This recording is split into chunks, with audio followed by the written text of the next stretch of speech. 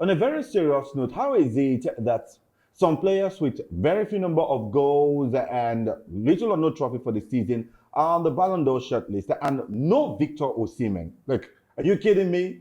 Fine. With that, I say welcome to Beyond the Score here on Atlantic TV. My name is Chimobin Jeremobi. I'm not alone in the studio. I've got Eddie Ville, the Olu of Sports. Hello, Eddie. Hello, Chimobi. Nice to have you once again in the studio. Thanks for always having me here. All right, let's get down to it. So the 2025 Ballon d'Or nominees that was published, that was that last week, and it was really, really interesting, the kind of names that we had on the list. You know, Jude Bellingham, Vinicius Junior, Mo Salah, Ashraf Hakimi, even Cyril Guirassy made the list as well. But of course, the exciting part is Nigeria's Chiamaka Nnadozie, who was nominated, you know, for the best female goalkeeper category. I'm like, she has done great enough to be on that list. And she's been, in fact, she's one of the reasons we won the 10th WAFCON title. Exactly. I would have been shocked, extremely shocked if I've not seen her name for the female category for the best goalkeeper of the year award. So kudos to her, kudos to the Super Falcons team, and kudos to their coach. They did an excellent job this season, and hopefully she goes far. Not just being nominated. I want to see her clinch that title. You know, last season she helped Paris FC women to get the Coupe de France Femini, and then she helped the Falcons to the WAFCON title. And she's made a move to England right now. She's with the Brighton and Hove Albion female team. So I'm expecting that this year will also be another exciting one for her this time around in England. But talking about the Ballon d'Or, the absence of Victor Osimhen continues to generate a lot of dust. Yeah. You know, fans have been asking the question, how is it that the highest goal scorer, the top goal scorer, the record breaker, you know, in the Turkish top flight, doesn't get a look in when it comes to this? Even nomination, we're not saying win, but we said getting him nominated. When you look at it, there are lots of players on the list that did not win anything. You look at Vinicius Junior, he got 11 goals last season, went without any trophy, but he got nominated for the Ballon d'Or. You look at Jude Bellingham, he just got 8 goals last season, but without any trophy, he got nominated. Cole Palmer of Chelsea, if you recall, he ghosted everybody for 4 months. Yeah, went 32 games and no goals, but he got nominated for the Ballon d'Or. But somehow, Victor Osimhen, who won the Golden Boot in Turkey, won the Turkish Top Flight League, that's a league title. He won the Super Cup. He scored 36 goals across all competition in Turkey last season. He doesn't get nominated. Surely that is ridiculous. To some persons, it might be ridiculous. Personally, I feel for Victor Osimhen. But again, if you come from it, let's look at it from this angle. How visible is the Turkish league currently? What is the rating of the Turkish league currently against the big four or the big five? Against England, against France, against Germany, against Spain, against France. Now, when you look at it this way, it might give a clear understanding of why Victor Osimhen might have been skipped. See, I get this your point. This your point is valid. But think of it this way. Let me go back to 2011 when Neymar was first nominated for the Ballon d'Or. He was with Santos in Brazil. How many people watch the Brazilian league around the world? It's not visible for everybody. As it is in Turkey, so it is in the Brazilian league. But Neymar got nominated in 2011 for the same Ballon d'Or. So if we are coming from that angle of league, okay, the equality of league or the standard of league or visibility of league, then why did Neymar get nominated in 2011? Are they changing the rules as they go? Like I said before, I feel for Victor Osimhen, but you know, there are a lot of criteria used, and these nominations are independent of a singular person. So I think some of all these things might have come into play. I'm not disputing the fact Victor Osimhen had a wonderful season, and he should be on that list. He should be on that list. I even expect him to get to top 10 eventually, if I had the opportunity to draft that list. But again, like I said before, how best or how good is the Turkish league compared to all these other leagues currently? You know, now, I'm not looking at. I want to even let me even tackle you on this issue of league. I won't allow you. Let me tackle you on this issue of league. Okay, let me allow you go this. And I find it a bit disturbing that there's a lot of focus on just the top 5 league. the German Bundesliga, the Italian Serie A, the French Ligue 1, the English Premier League, and the Spanish La Liga. It's disturbing that we are focusing on these leagues. Now, don't forget that these leagues are also a reflection of the country's economy.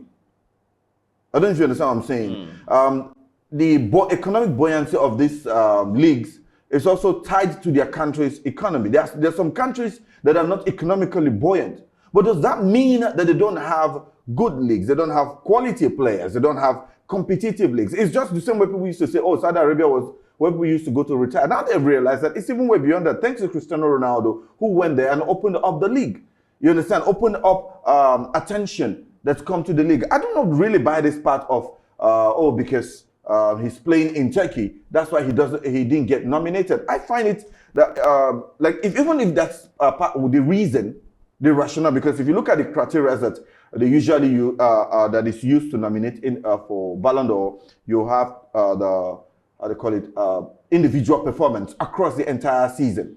Within the period under review, Osimhen checked that perfectly. You look at his individual achievement, he checked that. The team achievement. The team achievement, he checked that box as well. So it's going to be hard for you to just say he didn't do that. But because he's playing in the Turkish league, which, by the way, houses lots of European players, and it's not in the top 5 leagues. But I was asking somebody this question. So are we just going to consistently focus on just the top 5 leagues? Is the top 5 leagues the only leagues that people are going to be watching? No, again, let me. When you even look at it, think about it, 9 players from PSG. Yeah. Okay, that number alone got me. I was asking, okay, so Vitinha. I know Vitinha is a good player, but really? And then I come to the Premier League, I'm seeing Cole Palmer. Cole Palmer, no doubt, is a fabulous player. But then go back into last season, he ghosted everyone for 3 months, like I said earlier. 3 or 4 months. Yeah? And then you look at the Real Madrid players, they are there because they are Real Madrid players. Vinny Jr. did not have the best of season. Jude Bellingham didn't have the best of seasons either. Kylian Mbappe didn't have the best of season. When you go to the German Bundesliga, it's pretty much the same thing. So we have players from Germany, players from Spain, players from Italy, simply because they are playing in those top leagues that also has something to do with the nation's economy. It's not every country that is lucky, a league that is lucky enough to be in a country where they have buoyant economy. I'm just simply saying, the concept of saying that the league is a yardstick for excluding a player like Victor Osimhen, it doesn't add up. Okay, let's look at it. Demola Lookman is not on the list. Demola Lookman had a fabulous season this past campaign with Atalanta. Yeah? But Scott McTominay also recorded a good season. Scott is on the list. By the way, Scott is the first player in 38 years or thereabout, a Scottish player in 38 years to be nominated for the Ballon d'Or. I mean, congratulations to him from the sidelines of Manchester United to Ballon d'Or nomination. It's a huge one for him. So what about a player like Demola Lookman? I'm just simply saying the exclusion of Victor Osimhen from the list gives more room for someone to worry or to ask more questions. Now, again, like I said, let me be clear. The exclusion from the list is not justifiable. You can't justify this. In fact, when you look at the caliber of players and what they achieved from the previous season, you will know that, in fact, Victor Osimhen, if you make that list, if you divide that list into 2, top half, bottom half, Victor Osimhen qualifies to be in the top half of that list. But currently, the deed is done. Now, we are looking at this. What could have been the problem? Though, like you made mention of a league, the caliber of leagues is a reflection of the economic power of the country. Yes, now, the strongest of economy attracts the best of players. Now, you can't find the best of players in these low leagues. Now, if you're coming again, okay, let's look at the Club World Cup. Who are the clubs that from the leagues that dominated the Club World Cup? It's not still the Spanish, English, French league.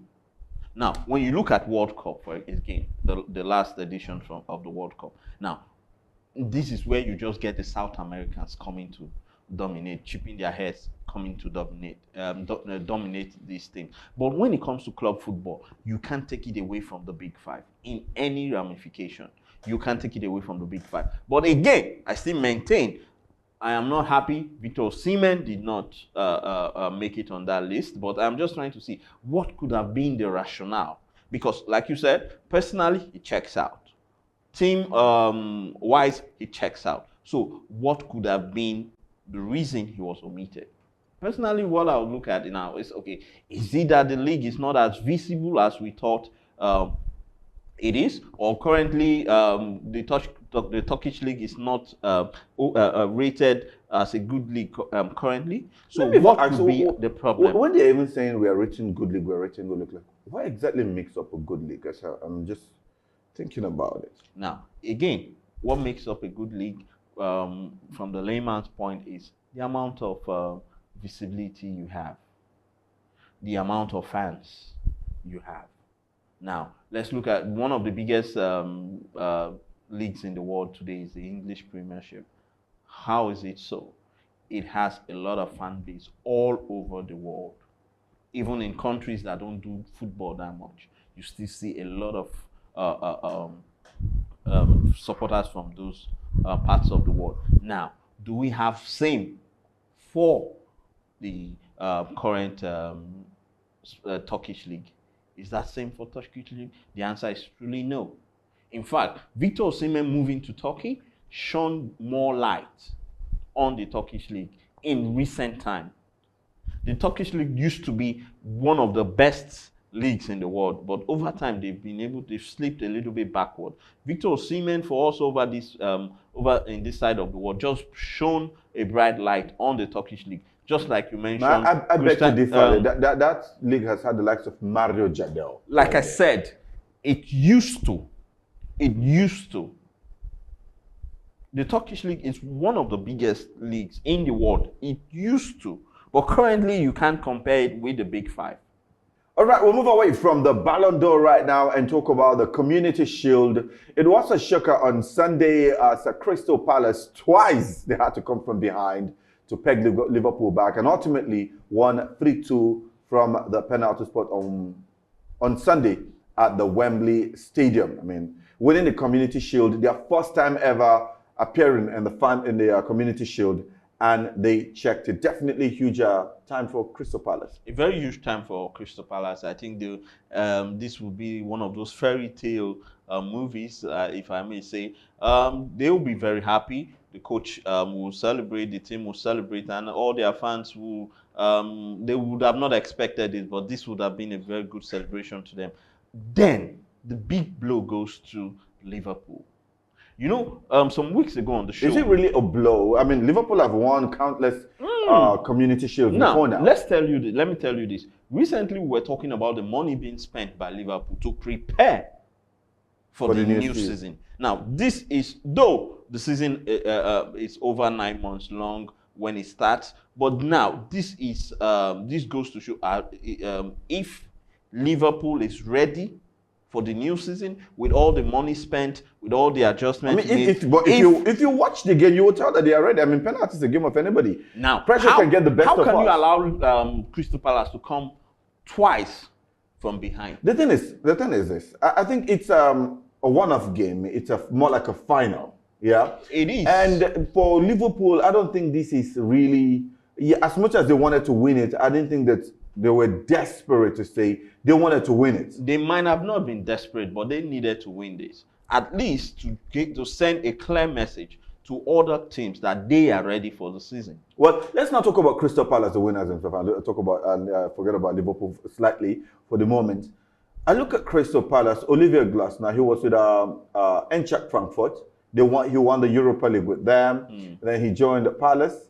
He won the FA Cup last season. Now he's won the Community Shield. Definitely one of the managers that you'll be looking at and saying, well, is there something special going on with this guy? Of course, there's something special. You couldn't have won those three prestigious titles without having anything special about you. You see, now, the fact that he has come here now to win the Community Shield, though it's a one-time final, But look at the team they played against. They played against Liverpool, who just won the Premier League in the previous season with all the caliber of players and including their new signings. Now, this is a huge boost to the team spirit of Crystal Palace, and I think these has set them on the right pedestal to be able to push through the forthcoming season.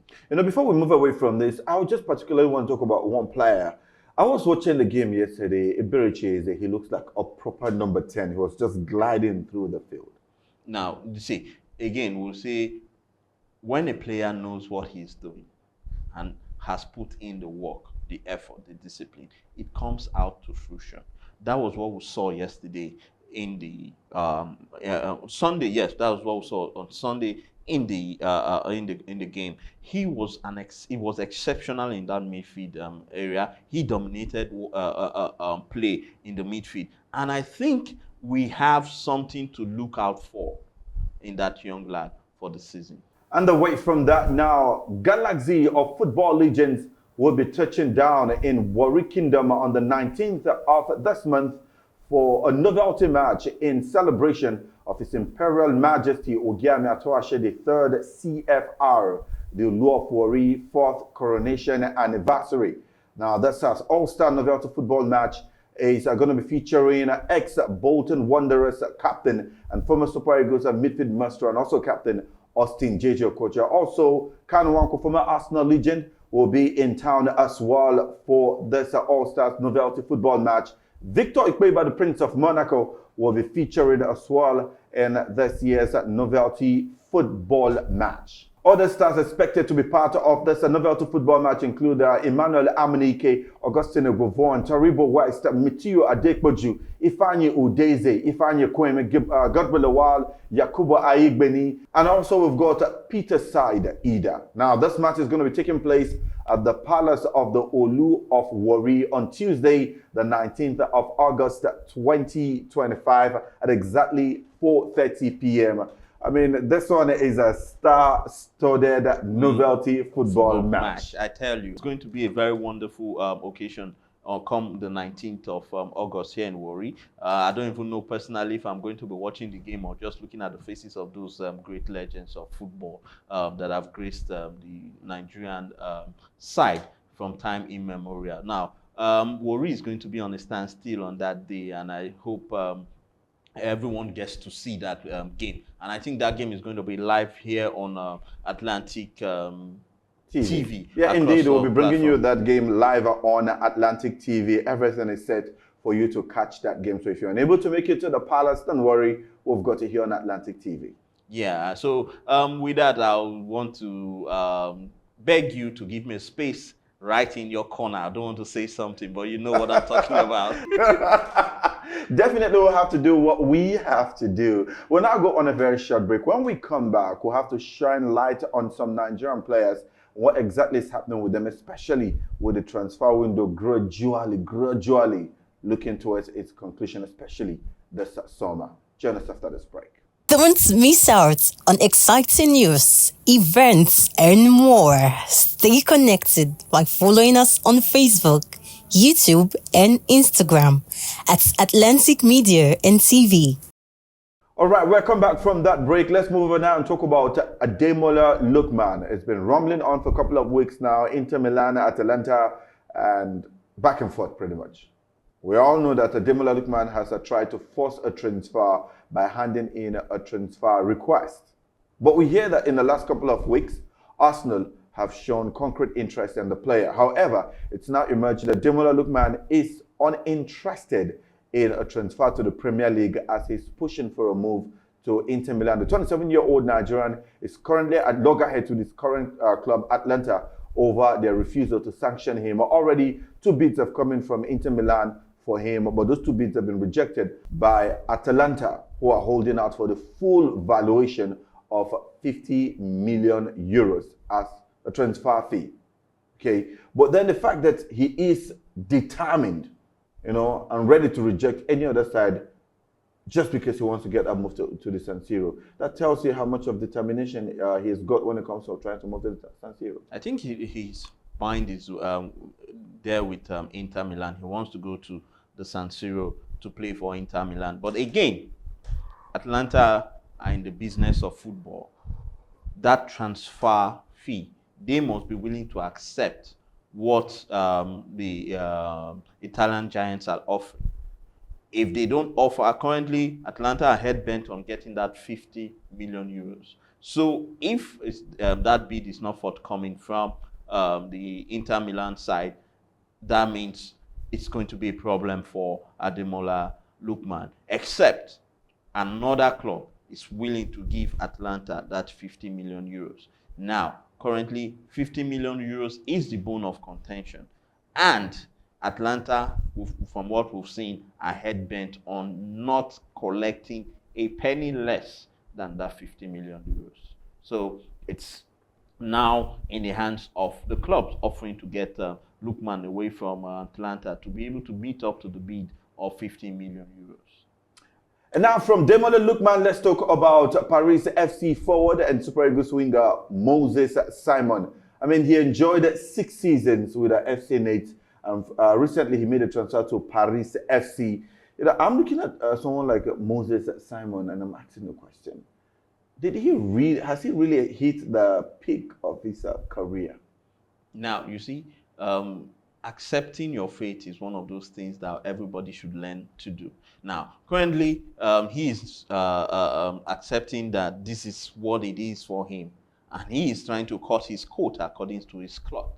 Now, he is not pushing for too big a team currently or too big a transfer. So I think he has just accepted where he is at the moment. If maybe the future has any other thing for him, we don't know, but we all wish him the best. But I think he has accepted his fate currently for where he is. Well, Moses at the weekend expressed a heartfelt appreciation to his former club FC Nantes after receiving a special tribute during the friendly match against Paris FC on Saturday. That game ended at 3-2 in favor of Paris FC. For the 29-year-old, he believes that his return to Nantes for the first time since moving to Paris FC, was one that really helped, showed that he's welcome at the club every now and then. He was given a guard of honor by the players of Nantes. 6 successful seasons he had at the club. Let's move away from Moses Simon now and talk about the new English Premier League season. It gets underway on the 15th of August, pretty much on Friday. And the first fixture is between Liverpool and FC Bournemouth by 8 p.m. What's your expectation? Now, I'm expecting Liverpool to hit the ground flying, not just running. I expect them to hit the ground flying. Now, they need to immediately come off their defeat from Crystal Palace in the Community Shield and start the season on a very high note. Everybody is gunning for that title. Crown. They are the team to beat in this season, so they shouldn't give any space at all. They should. This game is one of those games to prove to other teams that we are still ready to retain the crown. And then on Saturday we'll have Aston Villa up against Newcastle United. Brighton and Fulham will be trading tackles. We've got Sunderland up against West Ham United. Tottenham versus Burnley. We've got Wolverhampton Wanderers. They lost Matthias Cunha. They definitely be a little bit short in certain areas, but they go up against Manchester City in their first game at the Molineux. Then on Sunday, Chelsea Crystal Palace. This is an all-London affair. Definitely the excitement will be very, very high for this one. Yes, a lot of excitement for this one. But before we go there, I want to talk about Man City a little bit. Now, Man City, they have a lot to prove this season. A lot to prove. And even beyond Liverpool, they are a team that needs to establish that they know what they are doing. That last season was just a mistake. And they are coming back ready to be title contenders again this season. The last season was poor for them. I think Man City needs to start this season on a very high note. Indeed, the citizens need to start the new season on a very high note. Let's move over to the fixtures on Sunday, where Chelsea have got Crystal Palace. This is an all-London affair. Crystal Palace fresh from winning the Community Shield, and Chelsea, winners of the Club World Cup, they definitely are looking at themselves and telling themselves, you know what, this is it. We can get the title this season. Now, 2 winners go head to head. in the first game of the season. Again, it happens to be a London derby. Who is going to win the title of the first winner of the first London derby of the season? Now, this is not just an ordinary match. Liverpool, Crystal Palace has momentum, has the victory of the Community Shield behind them. Chelsea are world champions. So again, this is another. We have more than just the game right here. We have a game of ego and dominance in the London side.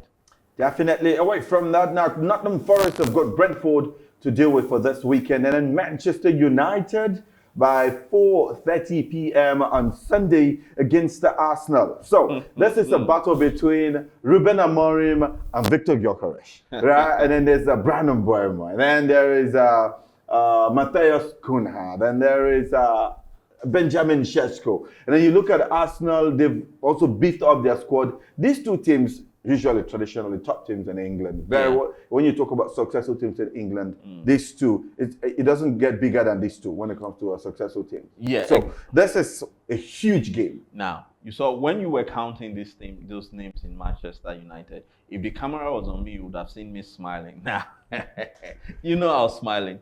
See, Manchester United, they have something to prove to me, personally. These guys did what we'll say absolute nonsense last season. I don't even see this as a big game. They need to prove that they are who they are. Manchester United, currently, I don't see them as a big team. They finished 17th or 16th. 15th last season. Yeah, 15th last season. Just two teams away from relegation. Drop, yeah. See, so I think Arsenal is the big gun in this game. They need to do more. They need to start with a winning mentality. If not, we're going to have a repeat of last season. Well, both teams with a rich history behind them, and you got to admit that this one will definitely keep fans on the edges of their seats. The last game for the weekend is between Leeds United and Everton. Right? It's going to be happening at the Ellen Road, and you expect Leeds United to give Everton a run for their money. Exactly. Straight now to a basketball, where Nigeria's senior basketball team, the D Tigers, touched down in Angola on Sunday ahead of the 2025 FIBA AfroBasket tournament, which tips off on Tuesday. Now, the team's 12-man player roster for the tournament was released on Saturday before they embarked on the trip to Luanda. You know, when you look at the 12-man roster that was released by the coach, Josh Okogie, who's playing for Western Conference franchise Houston Rockets, is the top dog on that list. Now, Nigerians have always had the opportunities to have a top dog in the D Tigers squad every now and then. But again, I expect him to lead the squad in terms of experience and what he's bringing into the club. But again, we have some other African sides. They have players playing in the NBA as well as other top basketball leagues in Europe. But again, this is going to be a very crucial tournament for the D Tigers, and I expect them to behave just like the D Tigers and bring the trophy home. All right, now to tennis, where Carlos Alcaraz fought through a second set slump to post a roller coaster 6-1, 2-6, 6-3 victory over Demir Zuma in his opening match at the ATP WTA Cincinnati Open. That was on Sunday. That was a very, very interesting game as he picked up the first set, but then slept in the second set. But the third set, he was able to pick himself up and ensured a fabulous win. His fans clearly were very much excited seeing him get back to winning ways. And with that, we'll come to the end of this edition of the program. It's been really, really exciting having to discuss with you. I want to say thank you so much to you, Ediville, the Olu of Sports, for always joining on set. Thank you, Chimobi. I'm always glad to be here. We'll be back with a fresh edition. Have a great, great time. Bye-bye.